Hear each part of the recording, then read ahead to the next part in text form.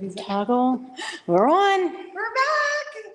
So we just took a quick break. We're just like a couple minutes behind, I think. So we're going to run back out there for the second portion of the panel, which is the questions from the audience.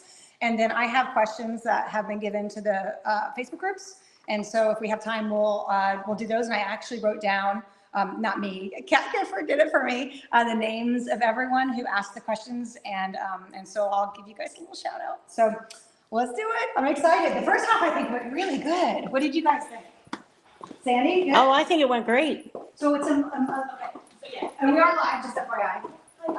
But it's a Elton John. They basically turned up thinking this is the monastery, and they wanted to see it on John by Candlelight. Oh, that's quite funny. Okay. I'm a lot of things, but I'm not Elton John.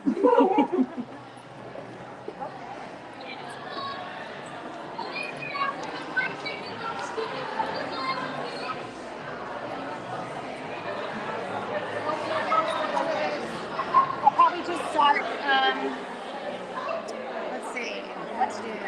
How do we rope everybody in? I can get on the microphone. I'd also tell them just to turn down the volume and say, authors, please come to the panel. That's what I should do.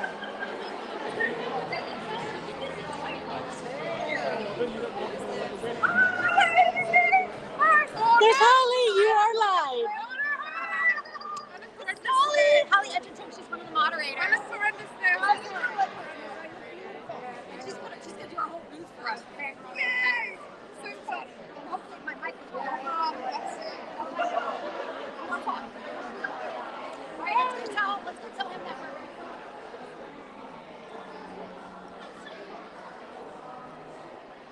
Do you want this off? Huh? We're still on. Oh, we can go, yeah, it's live. Just checking, making sure. All right. Sounds good. Let's do it. Thanks, Okay. guys. Do you think Dale could open the water bottle for me? I wonder. Yep.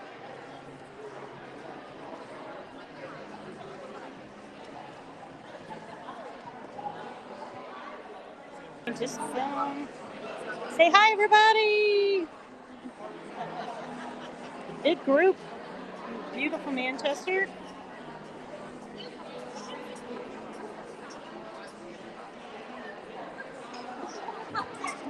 Okay. All right. Donna is back first. Donna gets a cookie. Ding, ding, ding, ding, ding. All right, you guys, let's get going.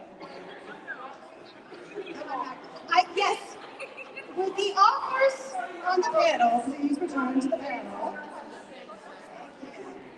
There you go. Try to kiss him. On your way. Oh, let me just, there we go. I love you. So cute. Thanks. Okay.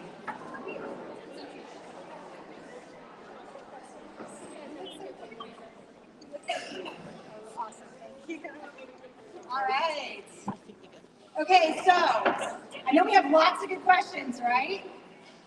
Yes, please, yes. Okay, because this is your time, this is your moment, because we all know at a signing it's quite busy, right? There's lots of queues, and so this is the time to ask away. So if you could please come up here, we'll start the queue this way around the column. For anyone who wants to ask a question, I know you do, because I've had like 10 people come up to me over the break, and there's no way I can remember all of your questions. Oh, okay. You want me to come to you? Would you rather me come to you? I can walk to you. No, you didn't. Okay, come on over here. With the mic. Oh, no, we don't. They just put me on. Oh, and we are missing. You're right. There is. We are missing Jodi. So we're on the cover. She's gone. In the meantime, while we're waiting for Jodi, Donna, you might want to make your mic go a little bit, because you're. Yes. I have the same problem. I need a pillow. How tall are you? I tell everybody I'm 4'10". I'm actually 4'9.5", so I give myself that half an inch. I used to wear 4-inch heels everywhere, and then COVID happened, and my feet went, not anymore. Well, I'm 5'2", so not much taller. Hey, but you reached 5 foot. That is my true. brothers used to tell me if I would hang from the monkey bars that it would stretch me and I could reach 5 foot. So I would hang religiously for hours on the monkey bars, and I never got 5 foot. Well, A for effort. Yes. Okay, all right, so I think we're still waiting. So while we're waiting on Jodi, does anyone, I think we have someone looking for Jodi. Has anyone seen Jodi? Okay, Jodi. Well, we'll just get started and then she'll join us. So apparently, ironically, during Jodi's section, there was a question that I don't know which question it was. Oh, is she coming? That sounded very English for some reason. Is she coming? Oh, righto, there's Jodi. That was terrible, wasn't it? Was that supposed to be an English accent? Yes, it was, actually. Thank you very much. Oh, It's not too terrible, is it? A little You bit. should hear my husband try to do an American accent. My husband's British. He's from Birmingham. He used to play for Stoke City soccer. He's a soccer guy. Yeah. And when he tries to do an American accent, it's hysterical. It's almost like I want to. We don't have an accent. No, we don't have an accent. I don't have an accent. No, she definitely does not. I do not have an accent. It sounds like a Texas drawl. Everybody knows. When I went to Texas, yes. So when I went Oh, you to, are from Texas. So when I went to Scotland for the first time, right? I sit down. First restaurant we went to, and he was like, "You're from Texas," and I was like, "How the hell did you know that?" But apparently, this is a Texas thing. You know, well, it's actually quite funny because everything's bigger in Texas. Except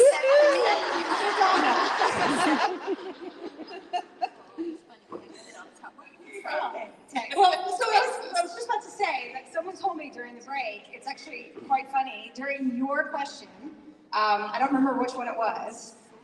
The foreskin. That would be actually that's even funnier if it was the foreskin one.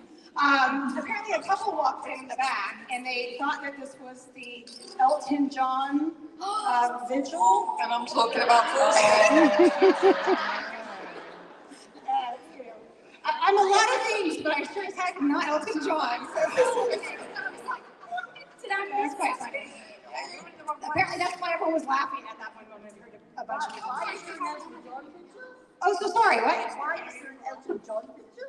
I don't. It's a character like I honestly don't. I have no idea. But apparently it was at the monastery. Monastery? Oh. Yeah. Okay, all right, so looks like we have some questions. Yay, all right, so what I'm gonna do is I'm gonna have you come up to stand in front of me one by one, and we want your name, and then what author you want to address, and then your question. Okay, all right, okay. Yep, there you go. All right, and then face, here, come this way. Which way do I face? We're gonna have you be like this, Like this? because there's cameras, and that way we get you on camera. Okay. You can look at it. My name's Sonia. My question is for you, Jodi. When you first wrote For This Man, did you ever have any inkling that it'd be as big as it is, and that 20 years later you're writing the book from Jessie's point of view? No, absolutely not. Although you never dare dream that something that you love and put so much into other people might love, especially given that it was Jessie Ward and he is probably, arguably, the most unreasonable, neurotic, control freak, alpha male. Being kind. Like I said earlier, I wrote in secret, and I really wasn't. I had no idea what my imagination was capable of, and it was quite frightening for me. So for my family, yeah. In fact, funny story. My mother and father recently moved out of their home into a new, what we call, well, I'm in England, Jesus, bungalow. You usually have to explain what a bungalow is like. And my mum went to New York for a girls' weekend, and my sister and I were left to do a lot of clearing out. God, so much shit. And my sister, whose name is Siobhan, she was upstairs in Mum and Dad's bedroom, and she's like, Joe, you've got to get up here. So thinking something's terribly wrong. I went running up the stairs. Siobhan had opened my mother's bedside cabinet, and there was a copy of this man in there. And it was open, and Siobhan looked on chapter 3. She started that about 10 years ago, got to chapter 3, and put it on a bedside table, and vowed never to read another book of mine again. So yeah, I wrote in secret for a long time, but then, and you know what, I'm quite angry that I did it in secret, because there's nothing to be ashamed of at all. But I was younger, and I was heavily influenced, not confident enough to own my shit, and now I own it. I was 16 when it first came out.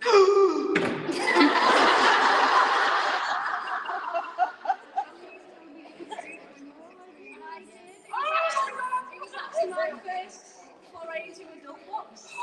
That isn't a massive adult book. You leapt over a lot. Even now, 20 years later, all the books I've ever read, Jessie's always been my favourite. Okay, let me just be clear. Jesse Ward is not the kind of man you need to aspire to. That's okay. Okay, that's good. Thank you very much. You're welcome, thank you. Right there.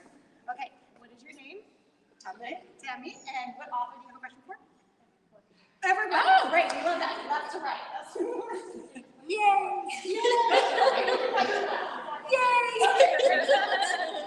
You're up, Jodi.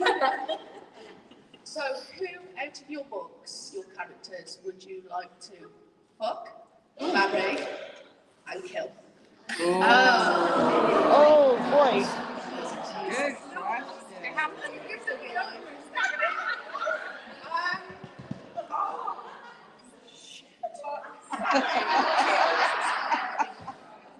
Okay, I'll start. We'll soften that up a little bit. We can say kiss instead of the. No. No. I'm sorry, I've already said fuck way too many times. Read the room. Actually, that sounds quite good. Yeah, let's do that. Exactly. It's very Austin Powers.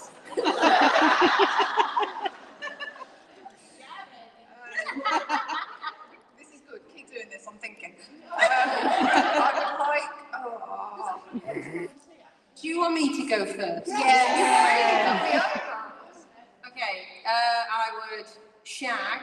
I don't know why I said it like that. Jared. Mary Draven. And I would.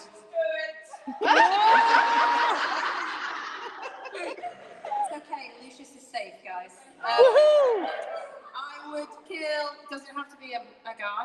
No. Oh, great. Layla. Yeah! Woohoo!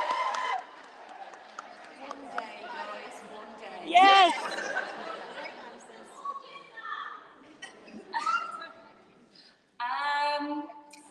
I would go for Johnny James from the Harlequin Blue series. He's a stripper and it's just going to be the best. Marry was the second. Yes. Marry Lionel. And it has to be done, or maybe Darius. And kill.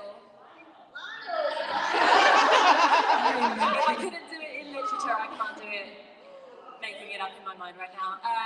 I would kill Geraldine. No, I wouldn't.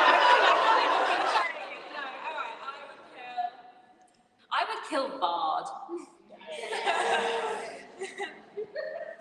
Okay, I'm gonna go for Ryder. But I don't think he'd marry him. I mean, I don't know, man.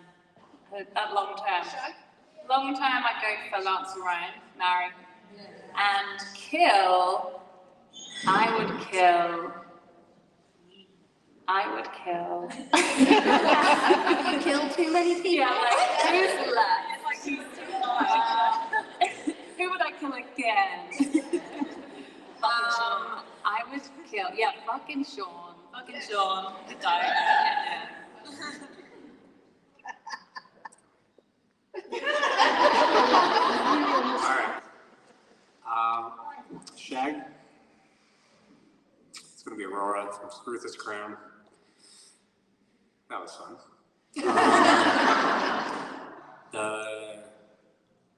What was it? Mary. Mary? I can't remember the character's name, but it's the girl from Silas. She's the little innocent one, you know, all my ex-girlfriends. And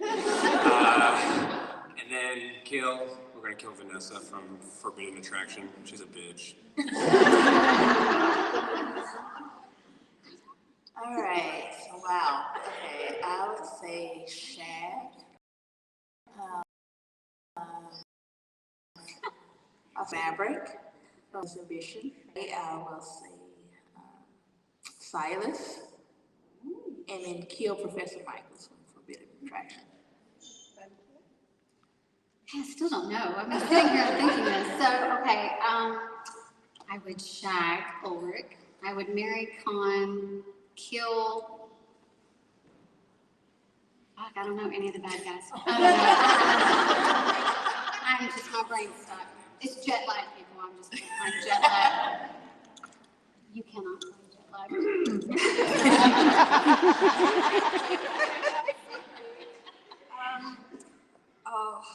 If I haven't killed them already, I think I would kill. Oh no, what Start with the shag. Just jump straight to kill. That's the hardest one because I'll shag all of them.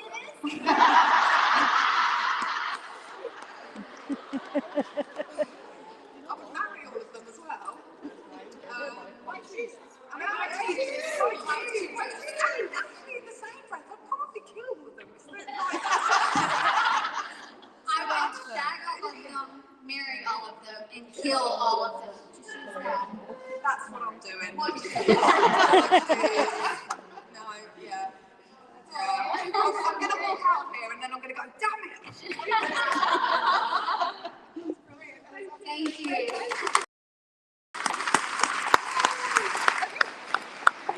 What is your name and what author do you have a question for? Hello everyone, my name is Marina. The question is for all of you, and it might be 2 questions, if that's all right. That's absolutely fine, yeah. Okay, I will just start with the first one and then continue with the second one. First of all, what would you recommend for new writers, except not giving up? Do you have any clue, any hint that helped you before everything took off? What inspired you to keep writing when times were tough? And you might have had doubts. That's a tough one. I think for me, you kind of don't overcomplicate things in your own mind. Nothing you write is set in stone. You don't have to know it all. You don't have to, freak yourself out with what is the best program to use or what's this and this and this. It's you and your story, and you write for yourself first and foremost. Write the book that you want to read. And that's always been my thing. You can overcomplicate things with,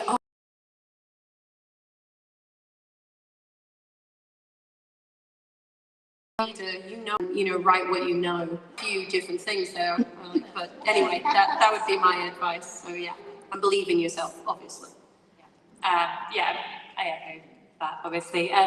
One of the things I think we found really helpful was writing the word blah.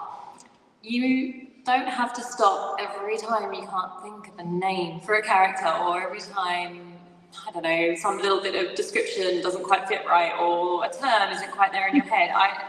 The stalling to try and get every detail just right on the first, especially in the first book of the series, but any just ongoing, or if you can't quite remember the name of a side character who you know was in it before, just write blah or something to that effect, some little thing. I write X. So that you can, I put an X. Yeah, search sex scene. so that you can search it later, fill it in. Describe dress, Yeah. describe room. Yeah, you don't have to have it all right there right now, and then you'll get your first draft. And once you've got your first draft, you've got your book, and the rest of it's just editing. Which, I mean, just editing, but yeah. I find it keeps the flow. Yeah, exactly. Because that flow is so important when you're writing. You know, the whole stop, start, that is the difficult part of it, you know. And obviously life gets in the way, especially, you know, if you've got kids and you're writing a sex scene and they're just about to, and I don't know why I made that noise, but anyway, because the kids are in the room, and the two-year-old comes up to you and goes, "Mom, I pooed, want to have a look?" And I'm like, "Well, there you go, there goes that sex scene." You know, there's no coming back from that. Sorry, guys. At that point, you write all right, and then they totally did it. Yeah. You just come back to that. Yeah. Like literally insert sex scene. Come back to I wasn't going to say sex scene. I was going to say penis. But then you just jump to conclusions. But no, like, sorry. No, that was just like a tactic that I found when we, through 10, 15, 20 books in, something were like, we don't have to know every single thing right away, and just stick it. It helps you get that first draft out.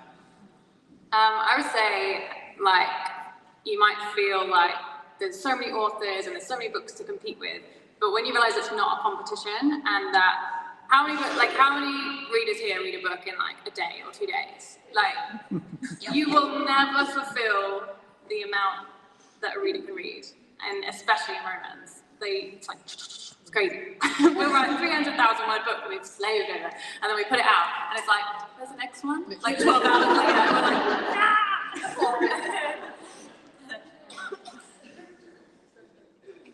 Yeah, I mean, the biggest thing is to just always keep it fun, right? Like, honestly, I don't even know I didn't even know what a romance book was. So, like, I didn't even know if I was writing anything good. And then you get a little feedback. And of course, you can't always go off the internet because people suck and they want to just be mean just because they want to be mean. But, like, you just know someone, they come up to you and like, wow, I love that book. You know, those one little moments just keep you going for more and more, and no matter how much like negative or doubt or anything, you have fun. The little things that make it good make you that much better. And as long as it's fun, you're going to enjoy the process always. You kind of just added on to what Stephanie said, kind of the same thing. You know, just writing what you know what you'd like to read, and kind of just what's missing and what you would like to see. You know, that's missing. Kind of what do you enjoy writing? What do you enjoy reading? Just kind of add to that. If you kind of, you know, I know there's a lot of, you know, pressure sometimes of writing to market, you know, but if you write what you enjoy, you know, where it doesn't feel like a task or a job. Just don't give up. I mean, perseverance is a lot of it, because a lot of people give up. They give up because other people tell them they can't do it, and they start to believe it. So if you want it bad enough, just keep writing. We're all shit at some point. Oh, yeah. Like, You feel that when you write it. yesterday, I wrote the biggest pile of shit I've ever written in my life. Today, it's amazing. And that's the roller coaster of writing. You question yourself, you're crap, you're great. Every book. Like, drunk writing, that's the best writing. Like, the next day reading, I don't remember writing that, but it's really fucking good. But ultimately, you will piece things together as you go along. I get so many emails from aspiring authors asking, what's the secret? There is no secret. There's your secret, and only you know your secret. And when you find it, you will fly.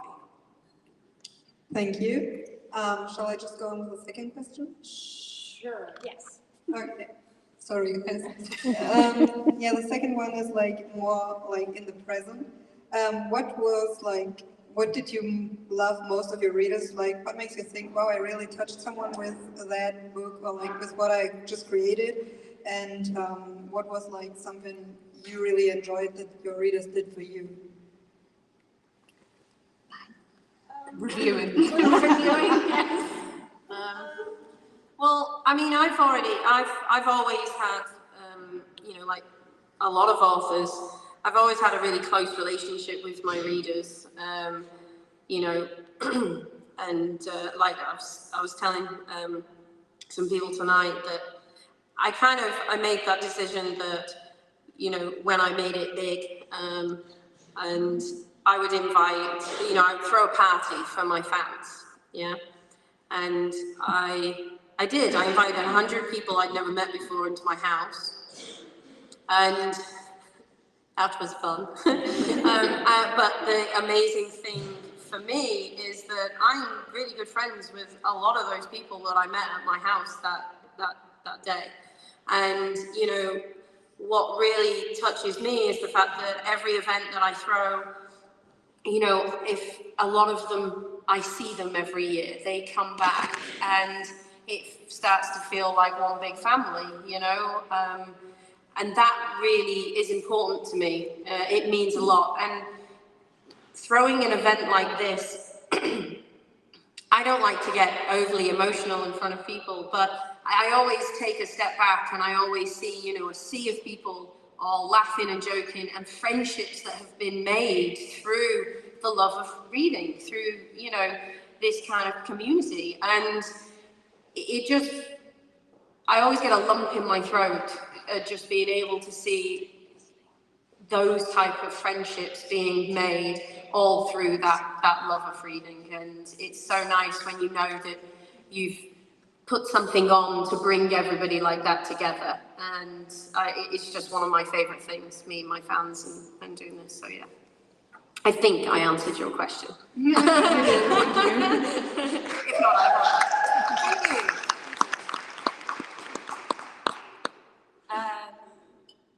We get, when we meet people and people send us messages online or write to us, some of the things that people have connected with in our books, in the writing, in the characters, in their stories, or even just how it's helped people to just escape from something in their own lives.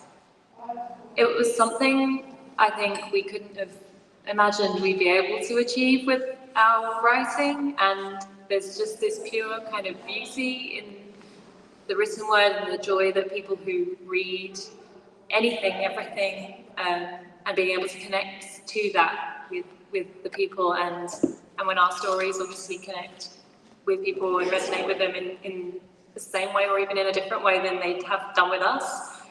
It's insane. Like, we sat in our parents' office and scribbled out these crazy stories that we didn't know if anyone would ever really want to read, and to kind of hear that from one person, they loved it, is just undescribable. And to have been as fortunate as we have to have heard it from many people, it's just a wonderful thing. Yeah, I think because we kind of got very popular with Zodiac through COVID, so we were kind of in this tiny little bubble, and when we came out of that, we came to Fiction Fans and Ballgowns, which was our first signing. Oh yeah. And I mean, I can't even tell you. We were like 4 people will come.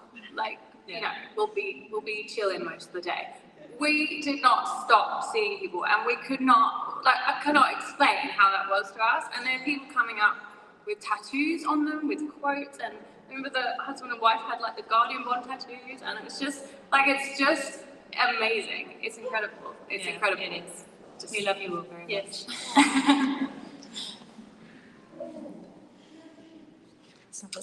I would say just kind of just giving that feedback, and you know, especially when someone is immersed in one of our stories, you know, and you get in a messenger, you know, by Facebook of just kind of, I hate that bitch, and like, I can't believe she did, you know, but just getting the feedback and kind of like the reviews, and kind of Stephanie said, it just kind of, you know, just kind of that feedback and the rewarding you know, it just makes it great for what we do. We just wants to keep you going, just knowing that, you know, just getting the feedback from People are getting emotionally invested. they're invested in our stories, and the real time feedback as they're reading the stories and where they are in the story, and they follow. And I'm like, just wait. You have no idea. We like to call them, you know, say the C here, but I'll say the mind fucks. That's awesome. So taking them on a journey. Yeah, I would probably have to say, you know, on social media, I get a lot of messages from people, whether they're readers or not, but a lot of the readers are like, they first discover me and they realize, you know, besides my social media, yeah, I write books too, and a lot of them are romance authors, and they had no clue. So like, oh my God, I have to read your book. You know, what's the first book you want me to read? And I'm like, whoa, what do you like? And here we go. And but then like all of a sudden it's like, all right, the next day I just finished book 1. Day after, I just finished book 2. I'm like, bitch, slow down. And it's like, I'm still working on 4, okay? You go too fast. And so it's just like, but hearing that, you know, they're just like, you know, and then you start connecting with people that you would never connect with before. And I went to last week, I went to a heels class. I don't know if you know what a heels class is. Never British. No? A heels class. A heels class is like, it's typically all women. And it's like they're in heels and in lingerie, and it's a dance class. And so it's like very sexy, Magic Mike for females, right? And I got tricked into it. Okay, I didn't go by choice. But anyways, I show up, and halfway through that class, someone finally realizes who I am. And then they turn around like, oh my God, I love your books. And I was just like, those kind of moments just are fun. And then like, they're just people that, you know, you would never see. They're totally people that are totally different than me. That's what I love. I love people that are different than me. I'm allowed to connect to them. I'm allowed to make these friendships with people I probably wouldn't like just randomly talk to down the street. So it's just, those are the fun spots. Yes. It's all on my social media. It is, yeah, okay. But I'm not in heels. No. It's kind of hard. Some of the moves you have to be in heels in to like for the balance, so it's kind of actually harder for me that way. But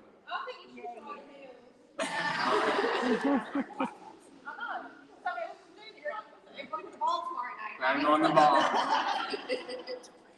So everything that they said, but it's also the ones that contact me and say that their husband or spouse or significant other is going through some medical procedure, and my books have helped them get through it. And it's just, it's knowing that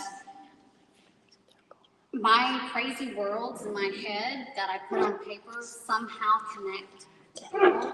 And it's just, I can't really put into words, and I'm a writer, but the words aren't there, what that feeling is. And it's one of the things that keep me writing. So. Yeah, 100%. Those messages, the ones that I've done signings and had women fall apart in front of me because they've got through cancer, or they've got their husband through cancer, or they've lost their father, and you know, you're a mess.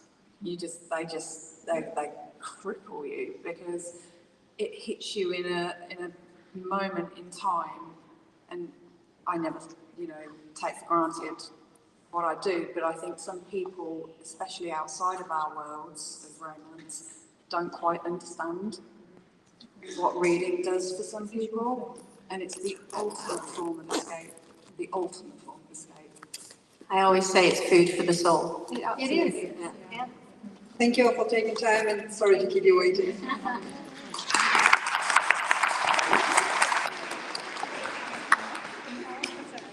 Okay, please tell us your name and your question for which author or all. So this is a question for Ollie. My name's Jodi. And it's not as deep as the other questions. When you are in your writing caves, you're in the zone, you're focused, what snacks do you eat?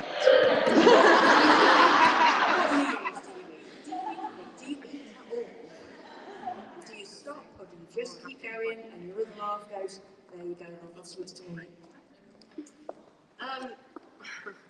I probably just cope on drinking a ridiculous amount of tea. you know. Like a true Brit. Yeah, yes, it's just, there's rather one going cold on the side, or, you know, there's an empty cup. And my husband, the poor guy, basically, he knows when I'm deep into writing, because my side, like, of the office, or my side of the bed, depending on where I'm writing at the time, is just looks a state. There's cups everywhere, there's rubbish, there's, if I'm ill, there's snot rags, which is just so sexy. And I'm painting such a beautiful picture here, people. I'm usually in my pajamas as well, you know, no makeup, haven't brushed my hair. I look a mess. Anyway, but I think, you know, that's probably my go-to is the tea. I went way too deep into the snot rags, so I apologise. I should have just stuck with tea, but, you know, I overshare. There you go. Yeah, I don't really have, I wouldn't eat when I'm writing. It's just like a chaos. Lunchtime's kind of the enemy. If I stop for lunch, then something about it throws, that's the end. So you do drink all those readers' tears? Amazing. I'm more bacon than Caroline drinks, and she gets very dehydrated because of the salt. Yeah, I'm the same really. Definitely tea, and there will definitely be going cold on the side. My poor dad this morning, I was just like kind of trapped, like we had the train, so I knew I had to go get the train. I was like, I'm going to finish this chapter.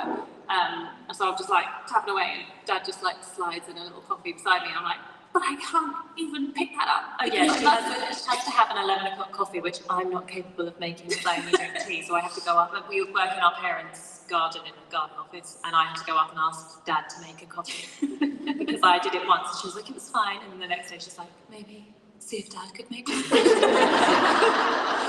that's fine.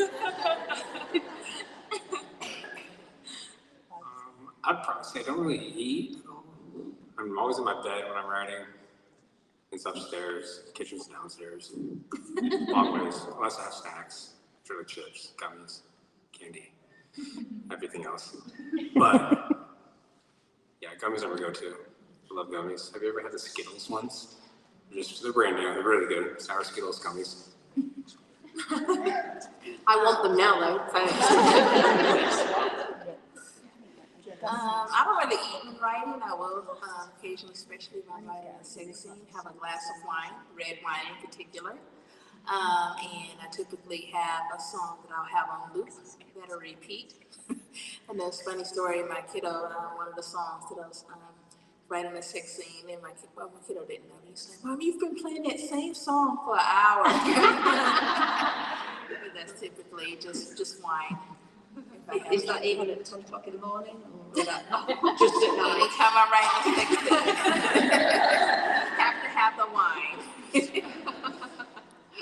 So I'm one of those people that write on schedule. So I write first thing in the morning. So I get my first chapter done before lunch, then I'll have lunch, and then I write the second chapter. And then I don't bring any food into my office. I would forget it was there. So nothing. I mean, I won't even drink anything. I'll bring my tea and it gets cold. So I mean, nothing comes into my office. Yeah. It depends what day it is. If I'm feeling good, then I'll chop some carrot sticks and they'll just sit on the desk. It's the fact that they're there. Yeah.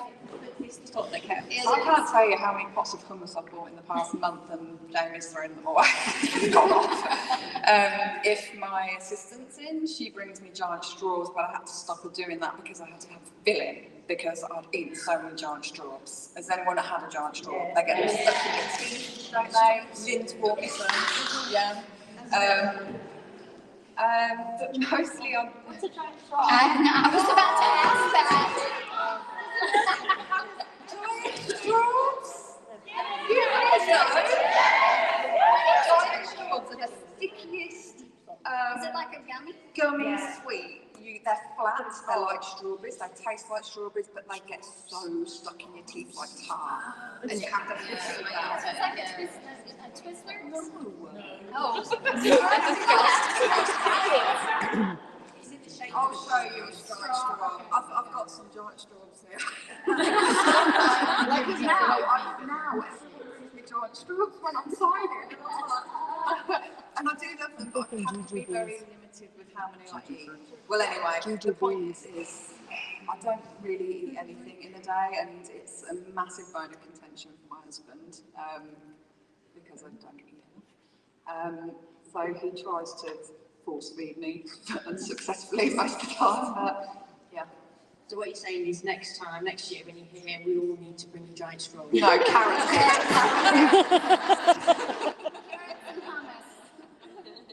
Thank you so much.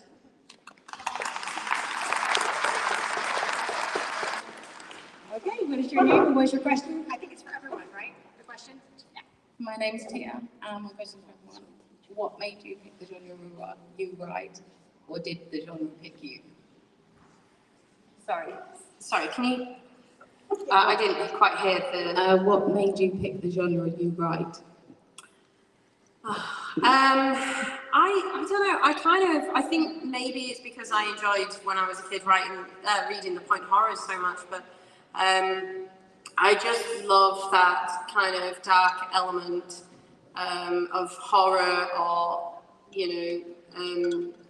paranormal, and I just think it just goes so hand in hand with being sexy and romance and stuff. So I think I find it. I get ideas for stories, like contemporary romance and stuff like that. And then I find myself, I'm writing down the idea, and then, all of a sudden he turns into something. I'm like, damn it! I just can't stop myself from, they've all got to turn into something. So, maybe one day I'll rein it in, but yeah. It's just what I like to read. So, we wrote the fantasy romance is kind of like the fantasy books generally are what we probably read the most of growing up. I had read some. I don't know if I really had read contemporary before. Yeah, it was kind of like contemporary more, romance. I read a lot of that, and then I was like, let's do a contemporary. And then we wanted to do a reverse harem, and then we ended up doing a COVID reverse harem. Well, no, not COVID. In COVID, a virus-based reverse harem, which was a funny time. Yeah. So. But it's kind of writing what we love to read. So. I will say, I am a nurse. I'm a manager of an operating room.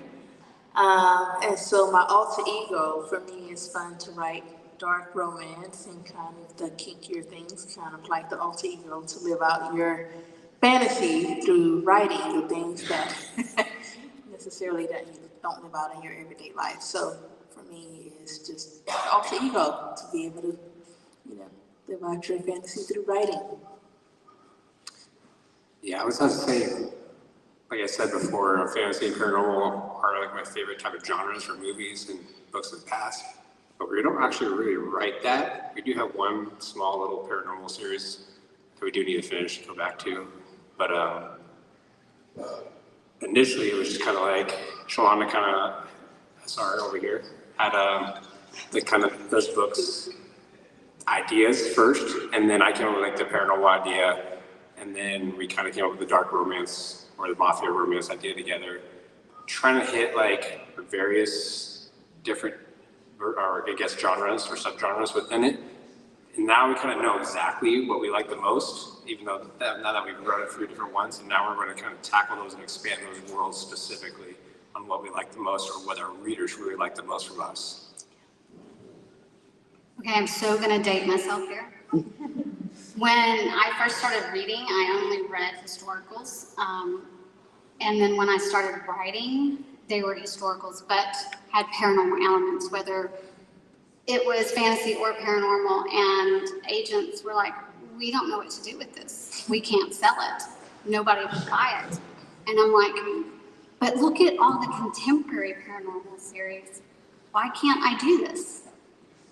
And so that was just paranormal, and fantasy has always been like my love, my go-to. I'm also setting them in Scotland because, well, Highlanders, no offense to you Brits, but Highlanders. And then finally I got an agent that said yes, and then all the editors wanted it. So for all the agents that said, we don't know what to do with it, I just had one that needed to say yes. I like really hot men.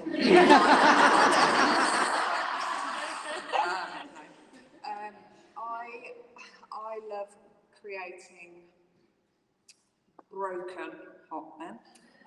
Everybody loves a fixer-upper. Oh, and then a really strong, feisty woman who's going to fix it. And the drama and the love and the passion and everything that comes with romance. That's it. Thank you very much. Thank you.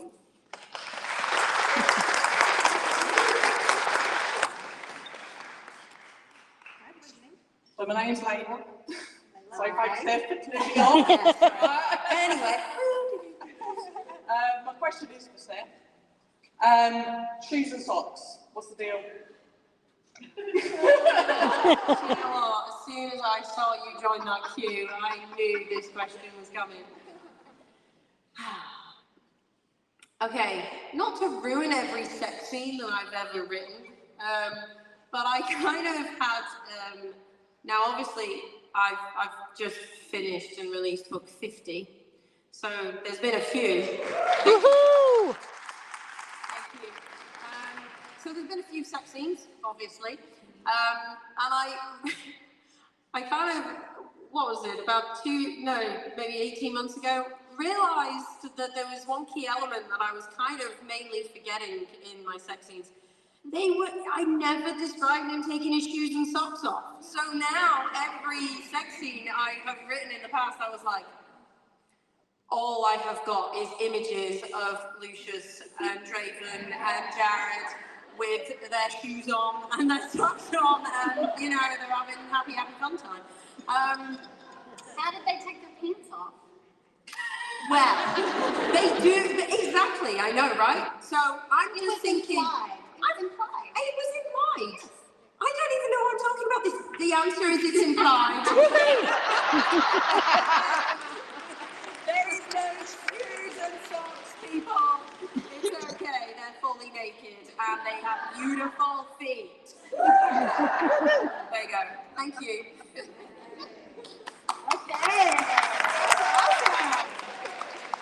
Okay, so what I'm going to do now, I'm going a little bit off script, what I'm going to do now is, we posted a lot of posts in all the different groups, and we had a lot of people ask questions. And so I've highlighted a question for each author, and then I thought I would just ask each of you one of the questions from those online who wanted to be here today, but obviously may not for whatever reason. Okay, so we're going to start with, there we go. Sorry, hurt hand here. Okay, we're going to start with Ryan and S.R. Watson. So Kathleen Gifford asked will we see any more Shiv and Grayson? Will there be any more books in the Pretty Boy Rock series?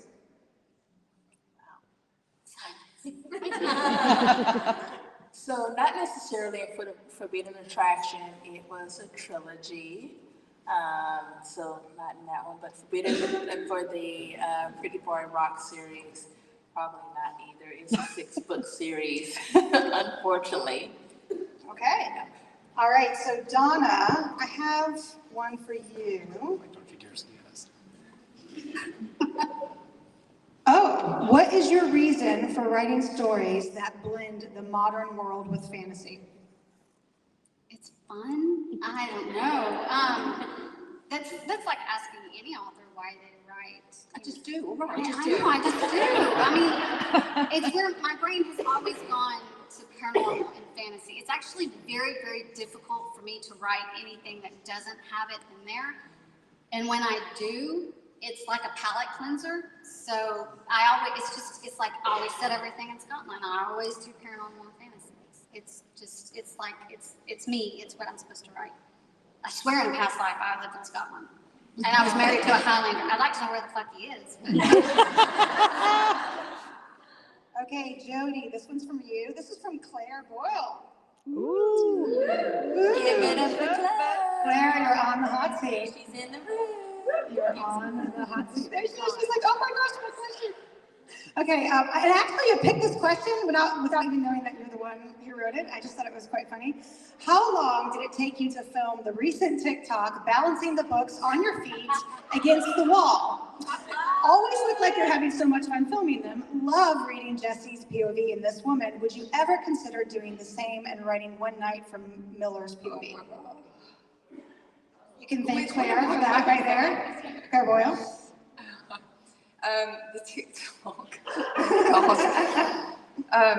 So I am very lucky and blessed to have Zoe, who has been with me for a decade, and she's immense and awesome, and all the authors want to steal her from me, and no one can have her, she's mine. She comes into work, she's like, I've got an amazing idea for a TikTok. I'm like, oh, fucking hell. What am I going to be doing? It took, my legs hurt so much. I can't, and all she kept saying was, just stay, don't move. I'm not going to fucking move because I'm going to have 24 books fall on my head. But it was worth it. It was a good shot and it was good fun. As for writing One Night from Miller's point of view, I think that was the one. I've always said never say never, but never. I've just written the Jessie POVs. They hurt so good, but really bad as well. I don't want to write another existing series from another character's point of view because I've got so many other stories to tell, and it's just, it's a good idea at the time, but Jessie exhausted me. I need a break and then I'll crack on. Sorry, Claire. She forgives you. Okay, Stephanie, this one's for you. What do you do to keep all of the storylines, characters, and timelines of all of the series straight, seeing as they all share the same world? Now we're talking about Afterlife, Transfusion, Hell Beasts, the Siren series, and Vincent's story, which everyone wants to know when book 2 is coming. Yay! Well, I basically say I save all of my brain power for writing, and is probably why I sound a bit ditzy most of the time. But it is difficult, to be able to basically entwine 50 books all within the same world. But it's one of my favorite things to do. Like, I love it. I get really, really excited when I can, basically tie everything together. But now, this is only recently, and I can thank somebody in the room for this. So it was quite difficult to obviously keep track of I don't know how many characters. You know how many characters. It's like, what is it? I got to at least 450. 450 characters. Now, obviously, not all of those are main characters, because that's insanity. But basically I didn't make any notes. My notes were my books, right? And that's really unhelpful. When some of your books are 300,000 words and you've got to try and find, a specific thing, it was really unhelpful. So I had Amber basically compile a spreadsheet, which was like a Bible, and she names every single character, every demon, every angel, every place. She even made a world map of everything, where everything was ever set.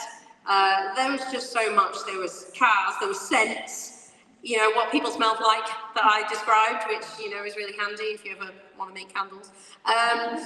There was just everything, and it's like my Bible, and it just is, made my life so much easier, and it wasn't something I was ever going to do because I am not organised in any way, shape or form. So yeah, thank you very much for that, Amber. Thank you. Okay, last but not least, the Twisted Sisters. So we have from Madison Creighton and Maria Tracy, both of them, wanted to know if you ever plan to write Saint's reaction to find out the truth about the squid. I think everyone knows what the squid means, right?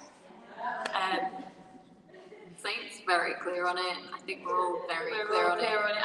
Saint maybe didn't quite grasp it, but basically if you duck, octopus, left hand signal, Christmas tree on a kind of, you know, pumpkin emoji. What's going on? Yeah. Then you're getting close. Yeah, and then you squid, right? Did anybody get that? Like, okay. I was just checking that their water had been spiked. So, you know.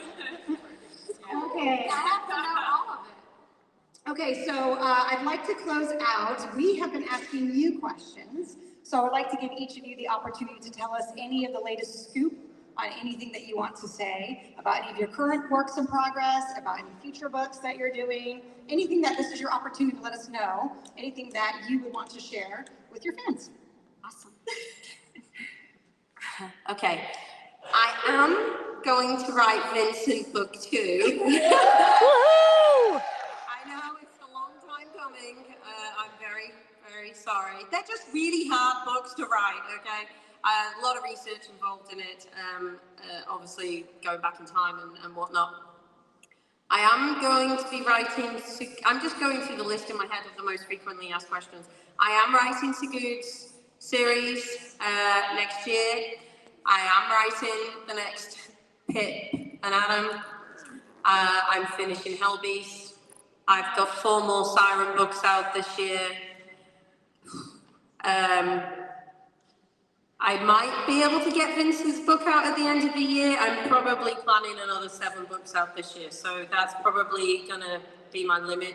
And then, yeah, I think that's answered the most frequent questions. Yeah, okay, great. Wow. They just don't look very happy. I'm like, you know, I'm like, they're eagerly listening. Eagerly listening. Okay, I can't write anymore. That's it. We finished writing Zodiac Academy. So that will be with you very soon on the 23rd of April. We're about 100,000 words deep into the book 1 of the new Zodiac series, which is set in the same world, new characters, new everything, and we've cracked on. Yeah, we've been having a lot of fun. And we finally figured out Frankie's story. Yeah, he's been I gotta put the battery on. Useful Carnage series for the last 4 odd years. The third Romero Brothers story. We suddenly just were like, that's what we've been missing, and we planned a quarter of the chapters have the story down. We've got strong plans for Dark Core 4, and Zodiac Academy 9 segues very nicely into the Dark Core series. So whether or not you haven't read that yet, maybe it's time. Yeah, so lots of things. Awesome.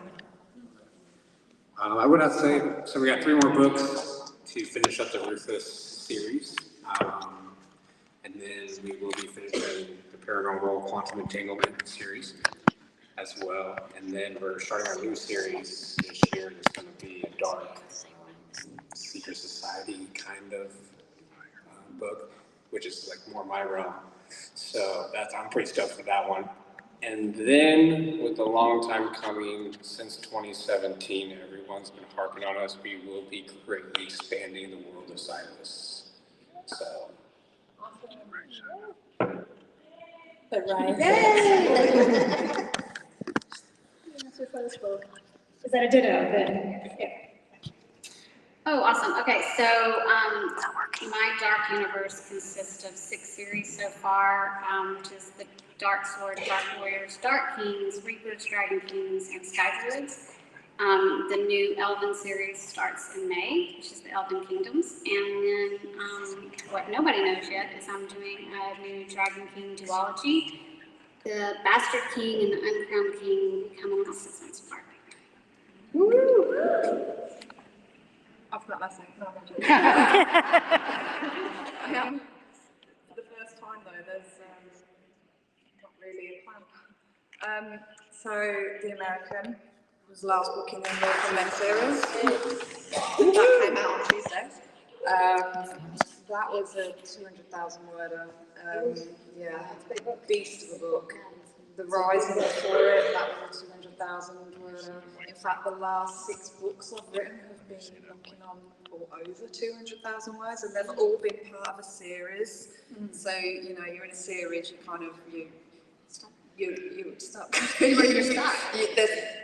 You know, your imagination can't really go as wild as you want it, because you have to have a Bible of things that have happened to characters, and you've got to stick to everything. So yeah, and then This Will Run Forever, the final Jessie P. Every book comes out in May. And that's again 200,000 miles. So I'm just really looking forward now to resetting. I've got 3 or 4 ideas. I just can't decide. Like I've started writing each one of them, and I'm kind of just like waiting for one of them to go, it's me. And that's the one I'll go with. Awesome. Those are some big books. Yeah. They're so big, and honestly, they sucked it all out of me. Oh, well, thank you, everyone. Oh, Stephanie. Sorry, I just remembered another frequent question that I get asked as well. And yes, I am still writing the script for Afterlife as a series, so that is still happening. It's just still in the TV series. Yeah, it's still in the. Is there anyone else doing that on the panel? Write anything for TV? Because there were a lot of questions about that. Actually, people wanted to know the books from others on the panel. Yeah, that was. I mean, I'm working with as a really good friend of mine who obviously is write scripts for like the BBC and all sorts. So yeah, he's like helping me do that. So yeah, and just before, I know you're going to wrap it up, and if anybody else wants to jump in and say anything about scripts or anything before I say this, but. I just wanted to thank everybody for coming to obviously our first panel, but I wanted to also thank our authors for joining me on this panel, and it's been one of the funnest panels I've ever been on, so thank you so much for being here, and I'm sure everybody really appreciates it, so thank you very much. I can't say it better than that.